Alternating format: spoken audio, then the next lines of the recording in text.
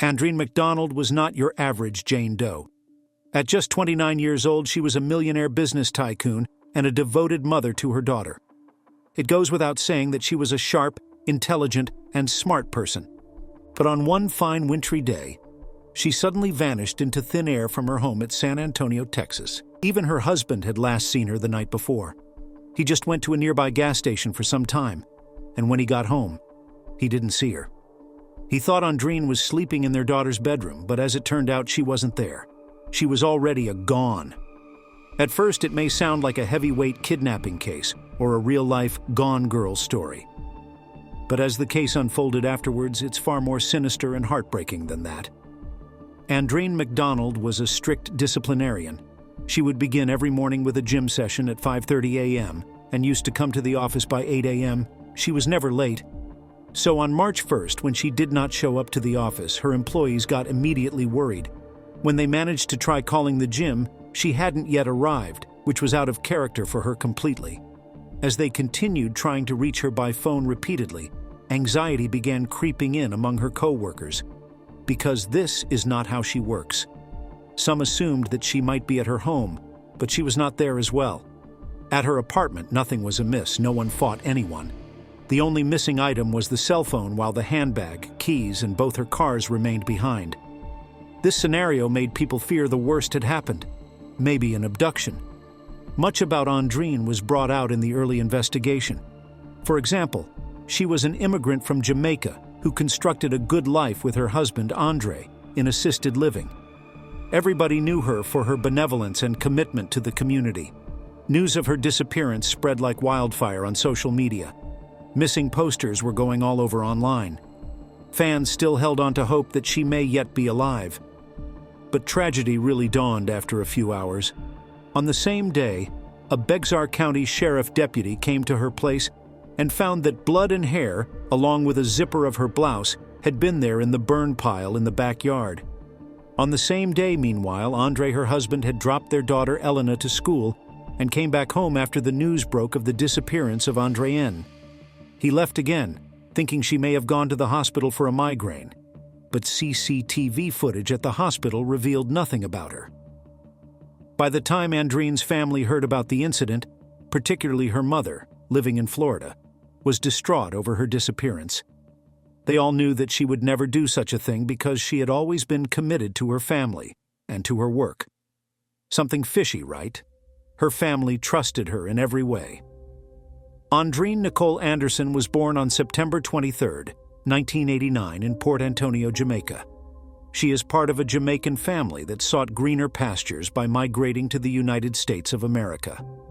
Andreen was the middle-born of 3 sisters, raised in an intimate space where family ties were very strong and embedded within the Jamaican way of life.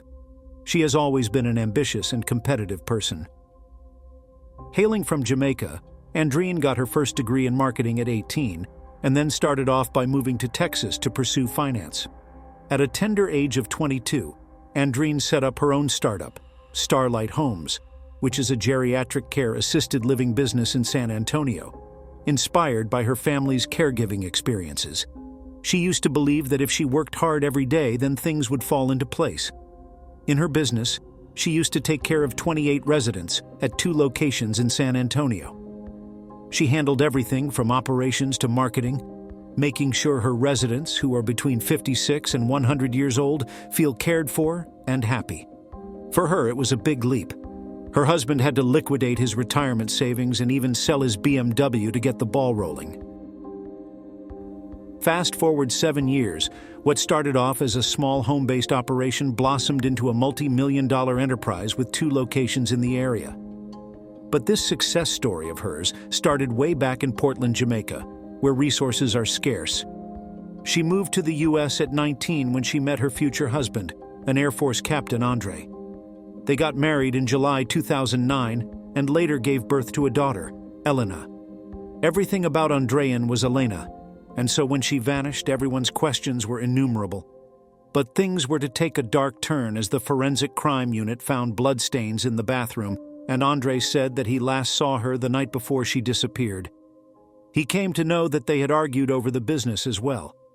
Then he resolved to cool off at a gas station, not uncommon, considering video footage confirmed. When he returned back, they retired to separate bedrooms. But that was only half the story, just scratching the surface. Detectives found a few messages on Andreen's phone, which hinted at trouble in their marriage.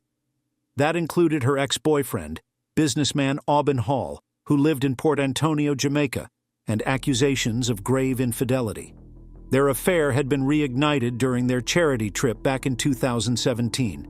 First, it was the new tattoos on Andreen, a A on the back, and a date in another place that caught Andre's attention. But you see, both Andre and Andreen's names start with A. So there still was the benefit of doubt. But one day, he eventually discovered through social media that Aubin had the same tattoo and the date matched, 14/3/76. Andreen knew all about the affair and had threatened to divorce Andreen unless she broke it off with Aubin and removed the tattoos. Andreen reportedly promised to get rid of the tattoos following that conversation, and they were all right for Andre's 40th birthday bash. But 13 days later, on March 1st, 2019, Andreen simply vanished. What had been a fun-loving McDonald home became a crime scene as investigators worked late into the night.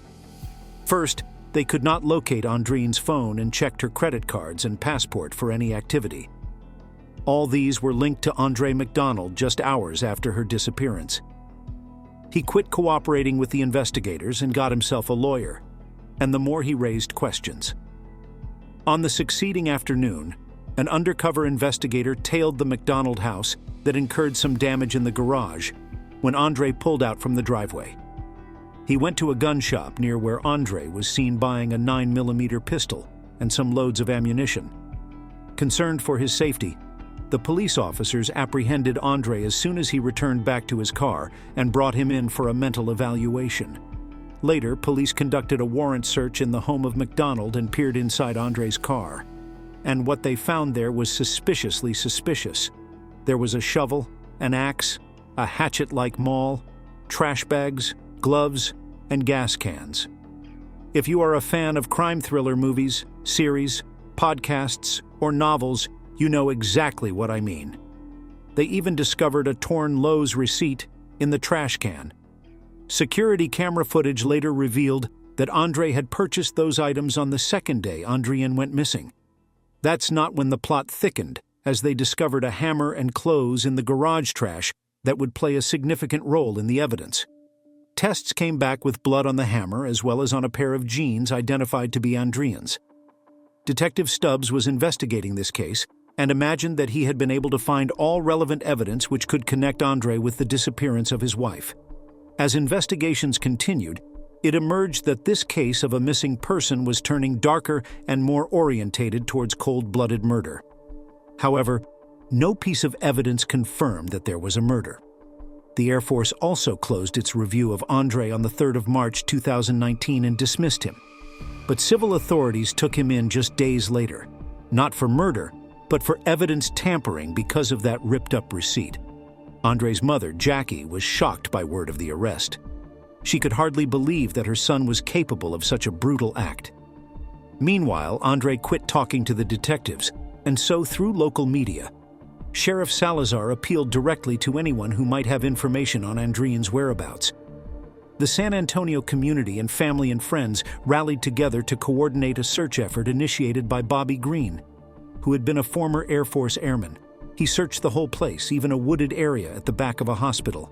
And still, Andre did not join any of these searches. Further investigation found additional text messages that amplified the tension in the relationship between the couple.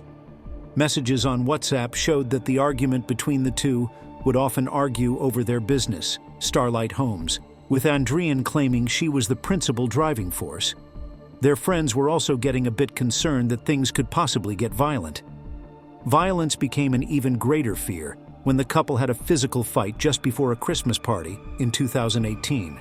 And in 2019, this tragedy happened.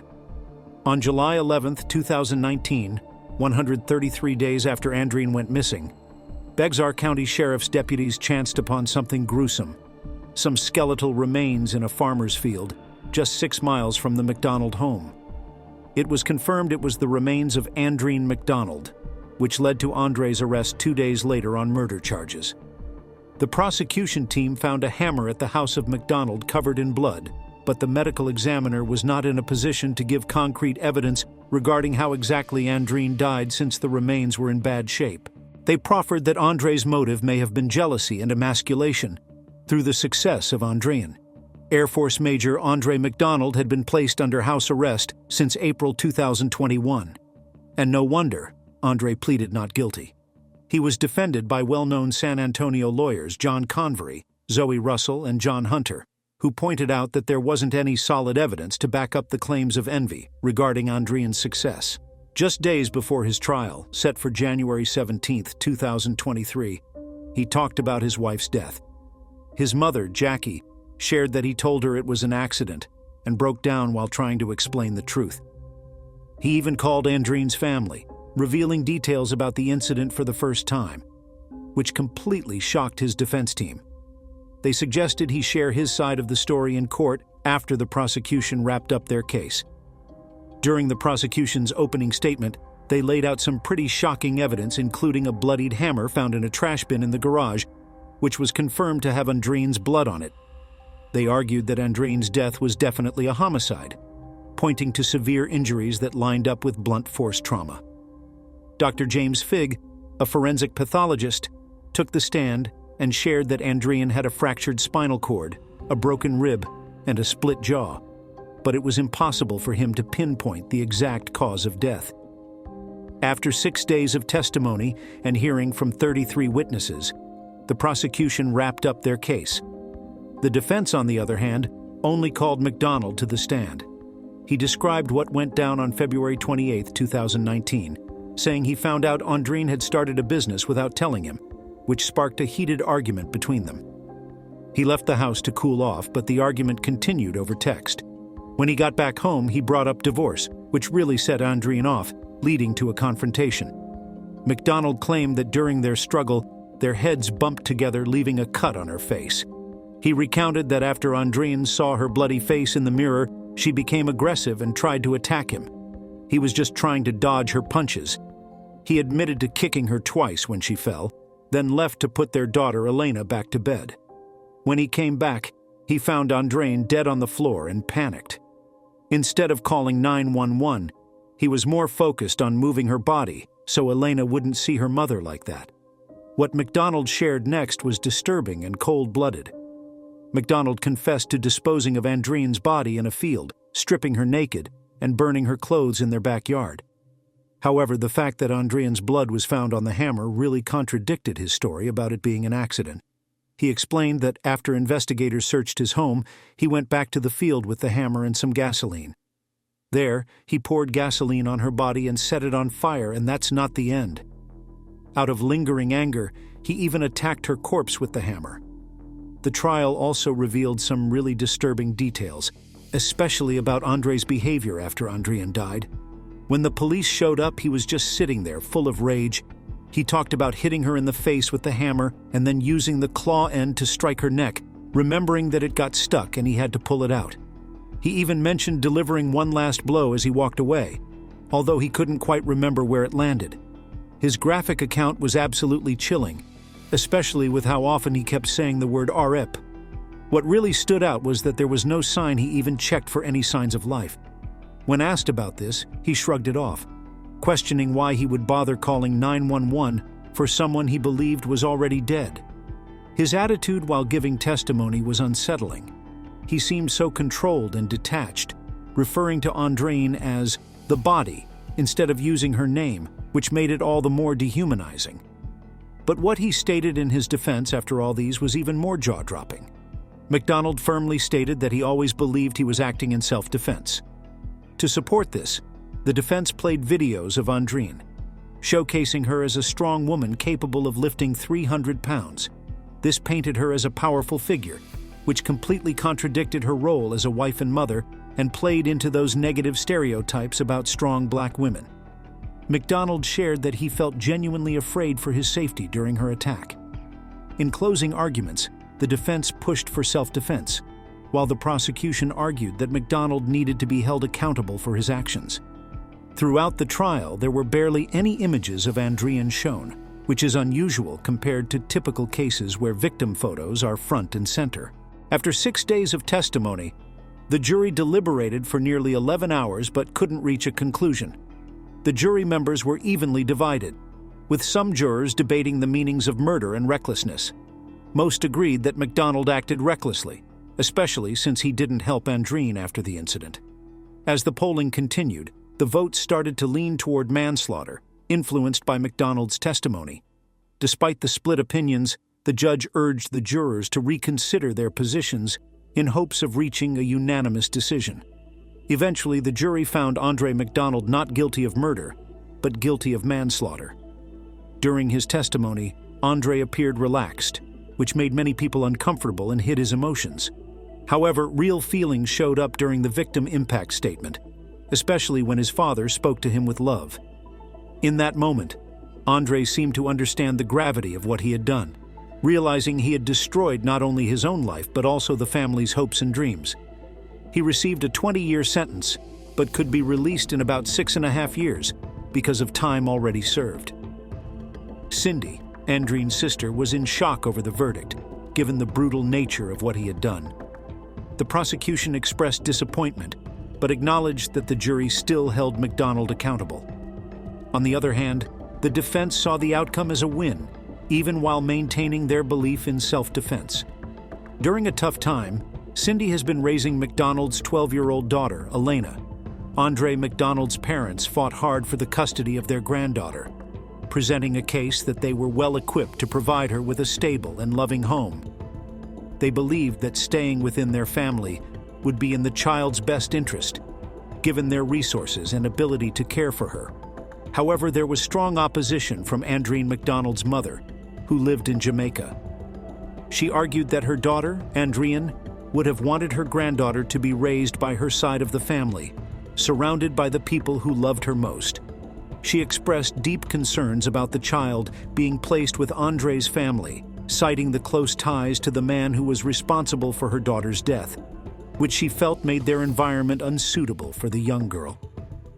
The custody battle was long and emotionally charged, with both sides fighting passionately for what they believed was best for the child.